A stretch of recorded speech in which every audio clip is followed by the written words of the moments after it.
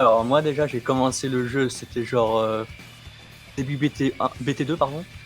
Alors j'ai acheté mon premier display BT2, j'avais eu la Végéto SPR donc premier deck que j'ai joué c'était un Végéto, je connaissais pas les règles, genre les évolutions, je savais pas comment ça marchait, je crois qu'il fallait par exemple quand c'était marqué évolution 5, Sandwane, je crois qu'il fallait un Sandwane de type 5 sur le board et tout. Enfin, j'étais complètement bourré à cette époque. Et sinon à la base, ouais j'ai joué vert depuis le début du jeu, hein, enfin vert. Je jouais du vert. Et le leader que je jouais à l'époque, c'était le leader Vegeta Critique, le bleu, en version bleu-vert. Genre full end control, j'étais déjà un gros cancer à l'époque. Avec la chaîne Broly, avec le virus, qui termine tout ton board et toutes tes énergies. Tu joues en vert bleu avant même les entrées des bicolores. Avant les bicolores, j'étais vert-bleu, bleu-vert, direct. Alors, je me souviens, le virus, l'amour de Dieu, si l'adversaire avait une carte en main, j'attaquais avec, enfin, que je faisais mon virus et tout, j'attaquais avec l'adversaire. En gros, il n'y avait plus d'énergie, plus rien, il était dead. Totalement. Déjà à l'époque, j'ai joué cancer. Déjà, le personnage était posé Ouais, j'ai déjà à quasiment l'époque. toujours joué vert. Après, il y a le Android 17-18. Mhm. J'ai joué pendant 18 mois, Ouais. pas mal. Et il n'a pas tenu à la banlist plus le changement de méta. J'attends le reboot. S'il arrive, Inch'Allah, on croise les doigts. En Yes. mars, normalement, pour le booster. Enfin, l'extension booster, booster évolution. J'espère qu'il aura son reboot. L'impression qu'il l'aura. Je veux qu'il l'ait. Et Euh... après, il y a eu le deck Sludge, mhm. qui a été viable, jouable, au petit tiers de sympathique. D'accord. Vous pouvez quand même faire des petites perfs. Mais sinon, Dead One, que j'ai joué depuis sa sortie, mais que j'arrête de jouer en BT12, Ouais, le Gohan Reboot ou BT9. de BT1. Le fameux triple strike, très offensif.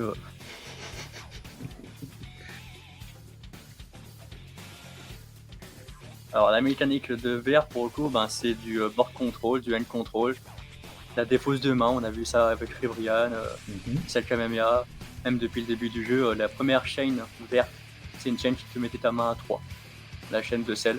D'accord. Beaucoup de critiques pour aller avec tout ça. Mhm. Le critique qui est le meilleur mot-clé qui accompagne le hand control. Ouais. Pas mal de gestion de board par rapport au coup de puissance. On met KO des cartes de combat par rapport à la puissance. On met KO un coup de 1 ou moins, 2 ou moins, 3 ou moins, 4 ou moins, ce genre de choses. Par exemple, le végétal cruel, le crypto vert.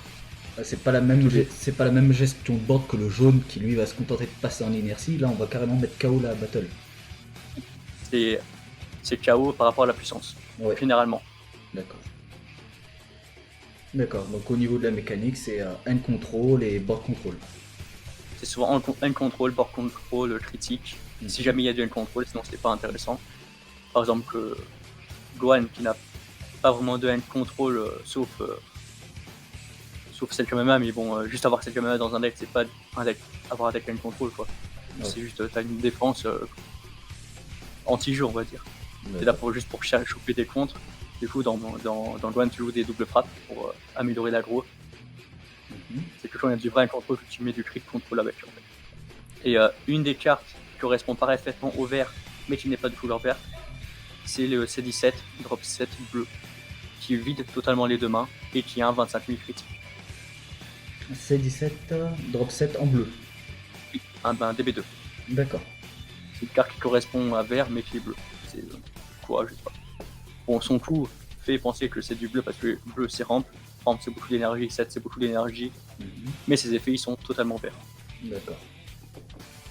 Enfin, non, ça remet dans le deck, oui c'est un peu bleu, mais la gestion de main et de critique combinée, surtout du vert. Hier, il y a eu le tournoi de PPG qui a eu lieu, où il y a eu un Thalès qui a fait deuxième. Bon, après, c'est Marcel Russell. Aussi, les Américains, ils jouent pas forcément de la même manière que nous. Ils n'ont pas les mêmes gameplays. C'était un Thalès aggro, du coup. Thalès, en tout cas, la mécanique des Thalès, enfin, de la Thalès Chain, des petites conneries qui ont 3000 de combo, je trouve pas ça ouf ni rentable. Justement, du 3K combo, t'as ça en main, t'es contre aggro, ok, tu peux avoir quinto vert, mais voilà quoi. T'es pas du tout avantagé. C'est juste un full aggro quinto vert en gros, un peu comme Ginyu. Pour moi, c'est comme Ginyu en fait. Ouais, Moi, c'est comme des quitte à jouer un deck sont- vert aggro, autant jouer Ginyu. Il a quand même un gros avantage parce qu'il a une extra qui donne double strike et 20 000 au Thalès, dont le leader qui est un Thalès. Mhm.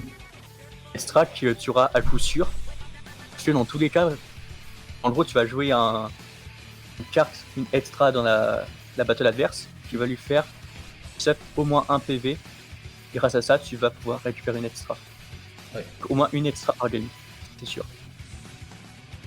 Si tu faisais un tuto Champa, double frappe, tout est game. C'est fort. Oui, très, très forte. Et pour moi, Thalès, c'est pas un gros deck. Seule manière de jouer vraiment Thalès de manière viable et rentable sur le long terme, prenant un bon éventuel de matchs sur 100 matchs contre chaque match-up, serait un Thalès staple quoi. Prends juste le leader, son net strike, tu fais un deck staple. D'accord. Un peu à la manière de ce qu'on peut voir chez certains joueurs avec Raditz, mais là où on aurait quelque chose de plus viable et de plus stable. Bah, un petit peu comme Slug aussi. Slug qui serait plus jouable, juste avec le petit T1 et le petit drop 3, avec le reste, quasiment que des staples. Le nouveau ou l'ancien leader? Et le problème, c'est Le nouveau ou l'ancien leader? le nouveau leader. Mais ancien aussi, parce que mine de rien, dans l'ancien, il serait un peu plus complet parce que tu jouerais Gila, coup sûr. Que ça tournerait un petit plus end control. Slug, la force de Slug, c'est d'avoir un Ape draw 2 pour 1.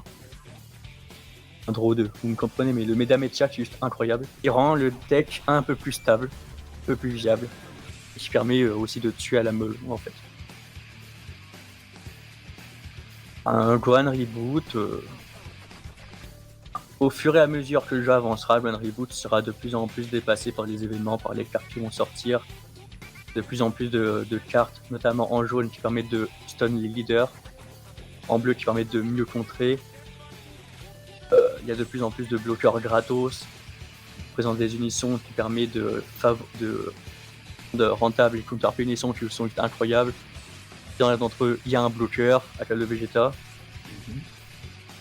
Gohan Reboot a plus sa place dans les hauts tiers en tout cas. Peut être encore joué, sachant que dans les hauts tiers, Mecha Freezer qui a un deck jaune. Donc, qui des decks jaunes dit Gohan Reboot, tu dégages.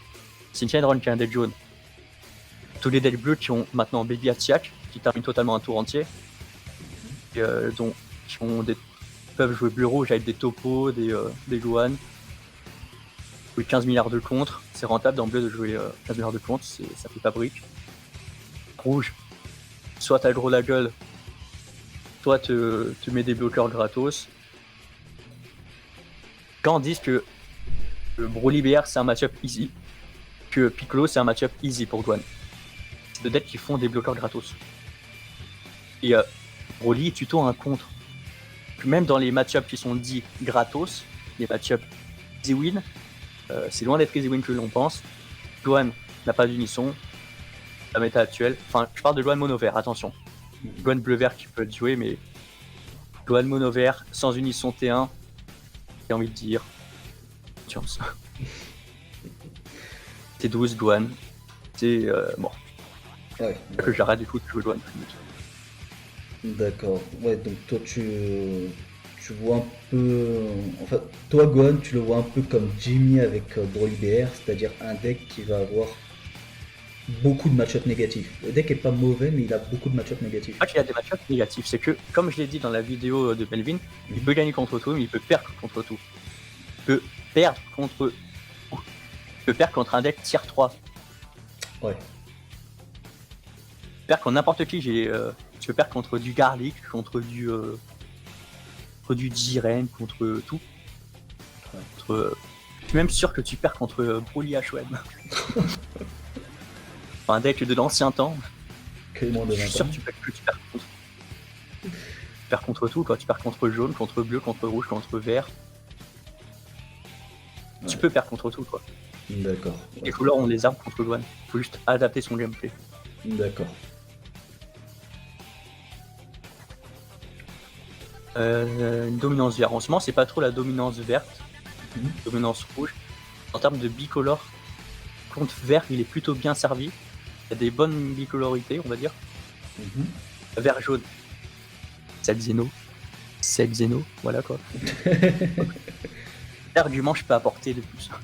Vert permet de jouer Cell Xeno. Vert jaune, encore plus facilement.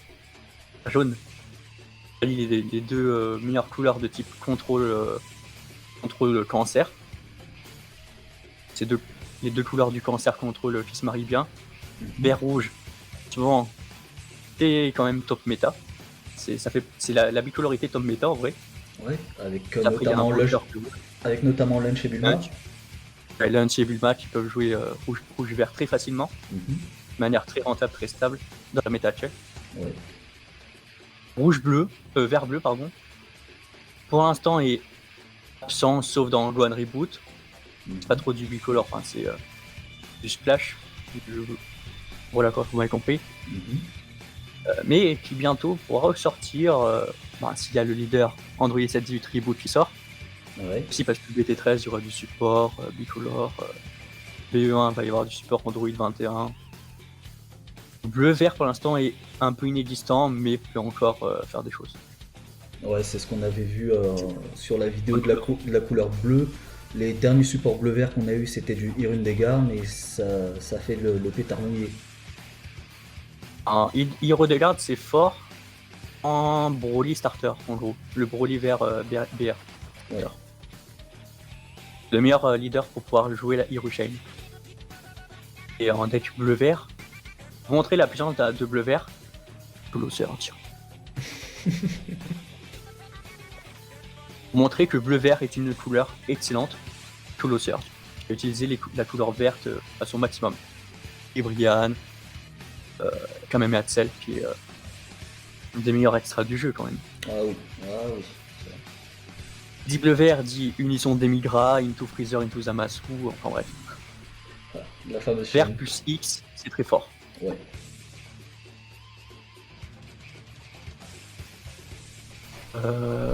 En vrai, en termes de nouveau leader, il y a le leader Sludge qui peut éventuellement faire des choses avec un build psychopathe, Mhm. ou avec du FO4 de type Staple. En termes de leader, c'est le moins bien servi. Attends, en termes de leader, ah non, c'est moins bien servi parce que Whisk quand même est un meilleur deck fun, un meilleur leader fun qui peut se jouer beaucoup plus facilement. Mhm. Rouge, t'as Piccolo Daimao quoi. Bleu, t'as eu quoi en leader? On a eu Janemba et on a eu Paikwan. Ok, c'est pour ça que je m'en souvenais plus. En termes de leader, c'est Bleu qui a eu pris le plus mal en vrai. D'accord. Le Noir a quand même eu Shroom qui a un deck au moins fun. Alors, par contre, en termes de mécanique, Vert a vraiment eu du mal. En termes de nouvelles staples aussi, en termes de staple, il y a juste le nouveau slot drop 5 qui peut être une big staple. Il n'y a pas vraiment de nouvelles staples incroyables. En termes de méta, par contre, Vert c'est le grand perdant. Avec la montée du jaune au paroxysme, les decks qui piochent 15 000 par tour, donc le N destruction, en gros le destruction de main 1 par 1 ou 2 par 2, c'est pas rentable du tout.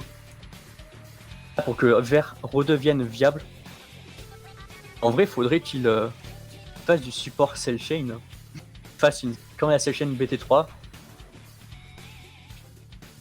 en gros, tu te vides ta main d'un coup et ensuite tu peux continuer de vider la main. Mhm. Chaîne qui n'est.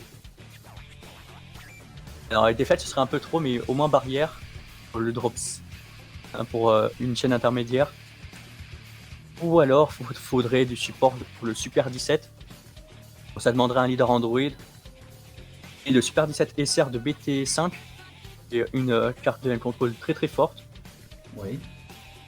Alors, en gros, faudrait soit du support pour ces deux chaînes, soit refaire une chaîne ou une carte qui permet de vider la main, parce que faire du hand control 1 par 1 ou 2 par 2, c'est impossible. Ouais, Totalement impossible, même si Cell permet de casser des games. Totalement impossible. D'accord. Donc là, on est. Le truc qui fait que Vert est délaissé maintenant, c'est qu'il y a eu beaucoup de gens qui sont pleins de Vert. Parce que Vert, c'est une couleur où tu rages contre quand tu perds parce que c'est du hand control. Les gens n'aiment pas perdre contre hand control parce qu'ils ragent juste après. Et du coup, ils se plaignent auprès de Bandai, gna gna gna, faut bannir ça, faut machin bidule. Du coup, maintenant, toutes les cartes font du +1, +2 en main. Et en fait, il n'y a que de la draw, quoi. Il n'y a aucune réelle défausse. Imagine le meilleur deck défausse, un deck rouge, c'est Broly BR. Noir, avec Dark Broly qui peut jouer contrôle. Le meilleur deck end contrôle du format, ils sont pas verts. Ouais, sans Dire à doute, quel point vert est délaissé. Ah, c'est pas faux. C'est pas faux. D'accord, bah écoute, moi je te remercie pour cet avis sur la. Merci à toi, merci à toi de m'avoir invité. Là, que dire, les joueurs verts en PLS, hein, j'ai envie de dire. Sauf dire Android 17 reboot de moi. Ouais, moi je l'attends, mais pas sur un leader vert, je l'attends plus sur un leader bleu. Le reboot Android. Un leader